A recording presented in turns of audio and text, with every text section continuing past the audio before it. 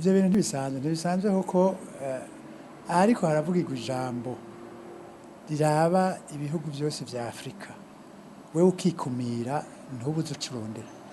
naho hatobaye harimo ibibazo vyega igihugu ciwawe birakenerwa ko uterera mu bibazo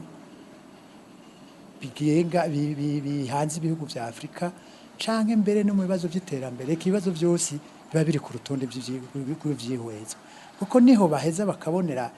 n'ibihugu ingene bibona ibindi bibazo intererano bishobora gutanga niho mu makungu heza ukagira izina uko inzego ziriho ubu zagiyeho mu bisanzwe ntibari bakwiye no kuzemerera kuja muri izo nama mpuzamakungu ko rero bari bahumirije bakemera ko izo nzego zitemewe n'amategeko zitemewe ingene zagiweho zemererwa zikaja muri iyo nama iyo abari abandi bari kuvuga bati ashi bagaheza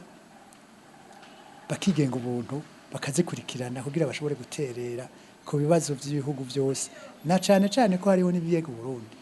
bibaza rero bati ko tutariyo nta ngingo ishobora gufatwa ku kibazo cy'u Burundi barihenda cane hariyo ingingo ya 4 y'amasezerano ashiraho ubumwe bwa Afrika ishira hamwe rigize ibihugu by'ubumwe bwa Afrika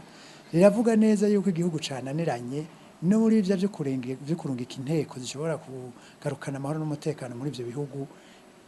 iyo nama irabifitiye uburenganzira naho ico gihugu vyiga kitabariho kiri niba bibaza rero ngo ko basivye ngo nta ngingo ishobora gufatwa barihenda gose ico ni cambere ca kabiri